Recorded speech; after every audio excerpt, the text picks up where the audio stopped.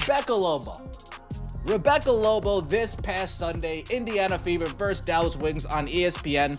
When it comes to announcers speaking out, this might have been the most outspoken announcers have been when it comes to the egregious officiating, but more importantly, the non-calls. When Caitlin Clark is getting grabbed, getting held, getting yanked, getting hugged, getting hacked. Ruocco Lobo said, okay, Sunday, July 13th, I'm going to make sure it's my mission that when I start calling this game, I start calling a spade and holding these referees to the fire. Did Ruocco Lobo and Ryan Ruocco just unintentionally reveal the WNBA officials on live television? Because what began as lighthearted banter about Caitlin Clark being fouled like she was in a WWE match while the referees drank invisible tea escalated into a full-fledged truth bomb. You missed it if you blinked. But we didn't, so don't worry.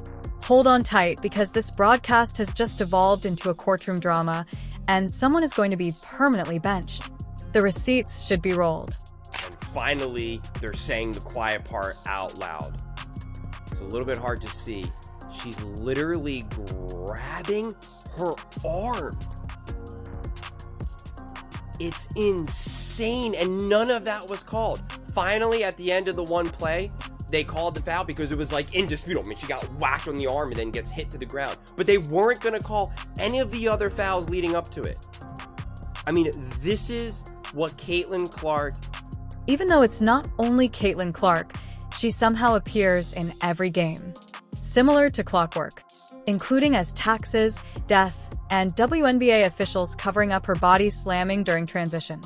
Fans are now searching online to find out if Caitlin Clark can be attacked in mid-dribble, as if they haven't noticed a recent rulebook letter from Bach. Yo, straight calling them out, man. Straight calling them out. And I expected it, because they are straightforward and they speak highly of Caitlin.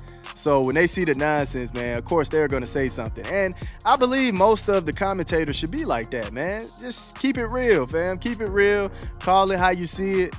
And, whether the WNBA likes it or not, the commissioner likes it or not, Kathy likes it or not, speak your mind, man. That's what people want. They want the truth. So, man, shout out to Ruocco, man. Shout out to Ruocco. Shout out to Ruocco Lobo calling it like. To be clear, other players are also eliminated. Yes. However, Caitlin's fouling has a unique, almost ritualistic feel. No attacked. The referees continue to chew invisible gum as everyone on the floor, in the seats, and in the broadcast booth collectively gasps. Like she owes someone lunch money, Caitlin is pulled from baseline to baseline. Additionally, it appears that the officials are watching another sport. Since it's obviously not basketball, perhaps dodgeball or underwater polo.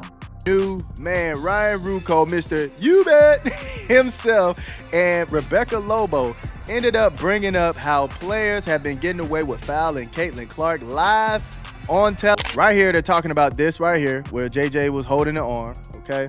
Then they're talking about this moment right here too, right? She's reaching through the body, reaching both sides, both arms through the body right here. So they're talking about this one. They're talking about right here on the swat down. It looked like she hit her hand just a tad bit. The nice aspect is that it's not limited to the paint. No, that would make too much sense. That would be typical. In the last 15 feet, when she charges into a mode of elbows like a valiant knight, she's not simply getting clobbered. No, as soon as she touches the ball, she will be robbed. Literally from one incoming to another. The defender isn't her biggest opponent on the 94-foot obstacle course. The officiating is in some ways allergic to fundamental physics. It's crazy how Caitlin Clark does not get her foul calls pointed out when they are actually fouling her left and right, all the way from half court all the way down to the basketball hoop. I don't understand how the referees are standing there and they not call the fouls. Her coaches have complained. Even Caitlin Clark gets on the referees of not calling the fouls when she knows there's fouls. The inconsistency only exacerbates the situation. A hand check can occasionally be considered a war crime. On other nights, it's referred to as good hustle when you put your forearm up to her ribs. You're witnessing a flagrant 2 for a tap on the wrist one evening. After that, someone dressed as a WWE character, and the referees simply looked at the scorer's table and said, "Did you guys notice a butterfly? I saw one, I promise." It's more than just unclear. It is simply theater improv. Now picture yourself as a fan attempting to introduce a newcomer to the league to this circus. You sit them down, brag about Caitlyn, and tell them that she's among the best gamers in the world. Then, before she has even crossed half court, you see her being trampled underfoot by 3 defenders. And nothing. Feelings no whistle. As they attempt to remain professional while obviously going insane, the broadcasters in the booth are experiencing aneurysms and their voices are breaking. It resembles a live-streamed gaslighting incident. For once, at last, someone behind the mic decided to stop acting like this was normal, which is where Ruocco and Ruocco Lobo enter the scene with their commentary on the chef's kiss. For the 3rd time in 2 possessions, they saw Caitlyn folded like a lawn chair, and added, "Y'all see this, right?" In essence, their tone of utter incredulity was exactly what we had been yelling into thin air for the past 2 seasons. HD replays were similar to therapy. You think the old guard, you think the old 46,000 fans had enough of a voice? No, they don't got no voice. The new fans need to speak up. The announcers who aren't scared need to speak up. I'm sure a lot of those old announcers are scared. I'm sure they're scared.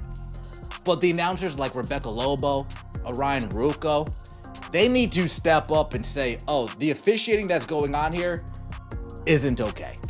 You guys watch this. Quinterly grabbed Caitlyn Clark's arm. Like, Caitlyn, where you going? Get over here. Oh, that's interesting. Why play defense when we can just grab somebody's arm, right? Interesting.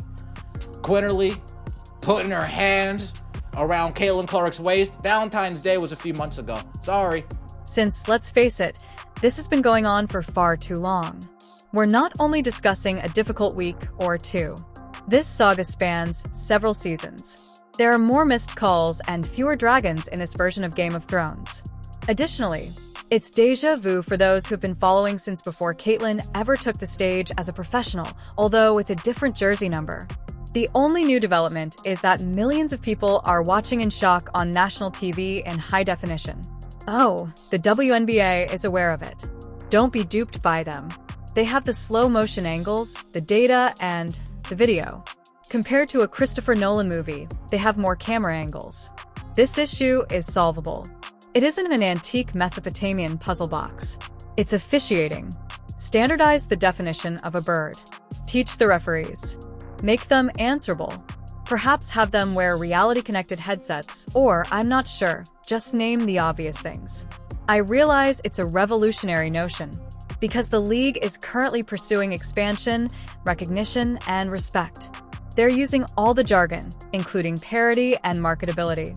That doesn't mean nada, though. If spectators are forced to watch their preferred player get fouled 30 times prior to halftime, as if it were a required warm-up, it's similar to attending a concert where the band continues to play despite the faulty speakers and maintains that everything is okay. Foul, as she gets body checked. That's a foul. That's a foul. I mean, it's not only until right now when she's finally whacked on the arm. I'm so happy that the broadcast team finally called it out directly. And it's so insane. And I talked about this in my video where I broke down the whole game. I mean, Enrique clearly fouls her, whacks her. Caitlyn Clark gets fouled. I mean, just even right now, I actually kind of paused it perfectly, not even on purpose. You can see both hands on her body up against her chest. You can't play defense like that. I don't care what random person in the comment section tries to convince you otherwise. That's not defense. With the referee 6 feet away, Caitlyn is fighting through triple teams, slapping her arms, squeaking her shoes, and getting decked mid-step. They are flashing as if they are testing whether touch is genuine, but they are not raising the alarm. The broadcast, meanwhile, cuts in on her being pushed like a piñata into the scorer's table. It is visible to all. The broadcasters wince as the audience moans. It is seen frame by frame in the slow-motion playback. Nothing, though. Perhaps the referee was wearing AirPods. Perhaps they're doing a personal no-call cleaning. Who knows? It's not about treating her differently. It has to do with fundamental officiating skills. It's not necessary to tape a "do not foul" sign to her jersey and wrap her in bubble wrap. Simply follow the regulations as intended, applying them consistently and equitably. Is that really asking for too much? Because at the moment, it seems like you're watching someone play hoops in a haunted home. The referees act as though they didn't see anything every 5 seconds until something leaps out at her. When the average person on Twitter is more aware of fouls than the professional referees, it's crazy. Don't even begin with the excuse of the rookie treatment. She isn't just a running, aimless benchwarmer. Caitlin Clark is her name. The walking billboard is the best option. The cause of the unexpected waiting lists at half of the stadia. However, she is officiated as if someone had sneaked into the game with a phony jersey and nobody wanted to draw attention to it. Caitlin Clark does not have a special whistle in the WNBA, unlike some other players. Asia Wilson. Every time you touch Asia Wilson, she's going through the free throw line. And the announcers definitely will say she's one player that gets a lot of fouls called on her, and she goes to that free throw line. Breanna Stewart, she gets a lot of foul called. You touch her, she gets... Favoritism isn't even at issue here. It has to do with credibility. The goal is to prevent spectators from feeling as though they are witnessing anarchy masquerading as athletics. It is impossible to achieve market parity and advancement while also allowing your top performers to be treated like dodgeballs. Select a lane. Ideally, it should have fouls that are truly called. When the TV broadcasters are the ones saying the silent section aloud, it says volumes that they had to be the grown-ups present. This indicates that the officiating crew's silence is deafening. They didn't need to go out of their way to call out the absurdity. However, they did since it was so clear that everyone was watching the same game and that, in some way, only those with whistles were unable to see what was going on. As a result, supporters are anxiously anticipating the next Hackfest, which is like a sport within a sport. This game, will Caitlin be hip-checked into a Gatorade cooler? Will someone get free throws for defense and hit her across the face? Who knows? It's a referee's shrug wrapped around a mystery box of turmoil. Fairness is all that anyone is requesting. Not diva treatment or handouts, simply reliable, responsible officiating. A foul should be a foul for player Y, if it is a foul for player X. Even if athlete Y has a Nike contract and 3 million Instagram followers, you still can't disregard physical suffering because her name is associated with the brand. Not allowing them to play is that. Allowing them to be played is that. We are now witnessing yet another game in which Caitlin hits the floor more often than she makes shots, and the referees handle it as though it were an interpretive dance. However, the commentators are now pointing that out. The fans are enraged. There is a lot of proof. The league can make a decision. Resolve this issue or continue to act as though nothing is wrong while your most marketable star is used as a crash test dummy every night. Since it's obvious that it's not just Caitlin. However, it's always Caitlin. We've now arrived at the point where decisions appear to have been made in a boardroom rather than being random. Because it's nearly difficult to overlook the elephant in the room if you've been observing long enough and are still sane enough to follow the mayhem. It appears like the league told the referees to simply ignore Caitlin Clark's fouls. That's the mood, indeed.